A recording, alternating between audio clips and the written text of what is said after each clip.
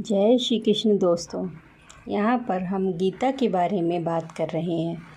गीता जो कि अनंत भावों का अथाह समुद्र है। रत्नाकर में गहरा गोता लगाने पर जैसे रत्नों की प्राप्ति होती है, वैसे ही इस गीता सागर में गहरी डुबकी लगाने से जिज्ञासुओं को नित्य नए विलक्षण भाव रत्न की प्राप्ति होती है। परंतु आकाश में जैसे गरुड़ भी उड़ते हैं और एक साधारण मच्छर भी, इसी के अनुसार सभी अपने भावों के अनुसार कुछ अनुभव करते ही हैं। राधे राधे। आइए अब इसके आगे के श्लोकों को समझने का प्रयास करते हैं। दुर्योधन के द्वारा अपने पक्ष के महारथियों की विशेष रूप से पितामह भीष्म की प्रशंसा किए जाने का वर्णन सुनाकर अब संजय उसके बाद की घटनाओं का वर्णन करते हैं। तस्य संजनयन् हर्षं कुरु वृद्धः पितामह सिंहनादं विनिधोच्चः शंखं दद्मो प्रतापवान।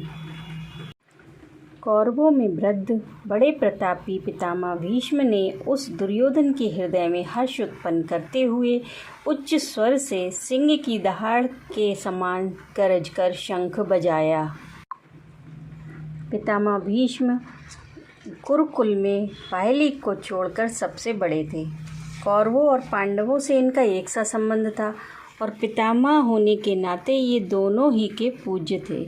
इसलिए संजय ने इनको कौरवों में वृद्ध और पितामह कहा है।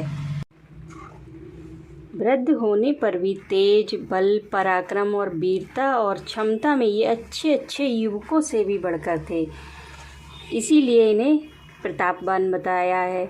ऐसे पितामह ने जब द्रोणाचार्य के पास खड़े हुए दुर्योधन को पांडव सेना को देखकर चकित और चिंतित देखा, साथ ही यह भी देखा कि वे अपनी चिंता को दबाकर योद्धाओं का उत्साह बढ़ाने के लिए अपनी सेना की प्रशंसा कर रहे हैं,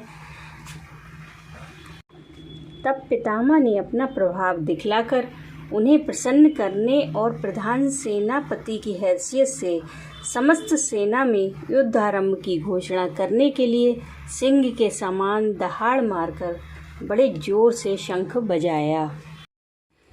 ततः शंखाश्च भैर्यश्च पणवानक गोमुखः सहसैवाभ्य हन्यन्त सा शब्दस्तुमुलो भवत्।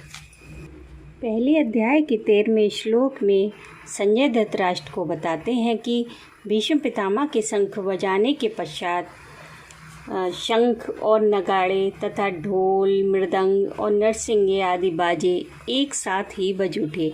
उनका वह शब्द बड़ा भयंकर हुआ।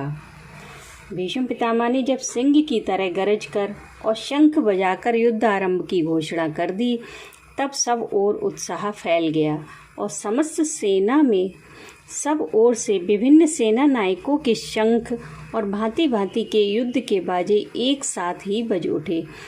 उनके एक साथ बजने से इतना भयानक शब्द हुआ कि सारा आकाश उस शब्द से गूंज उठा। राधे राधे।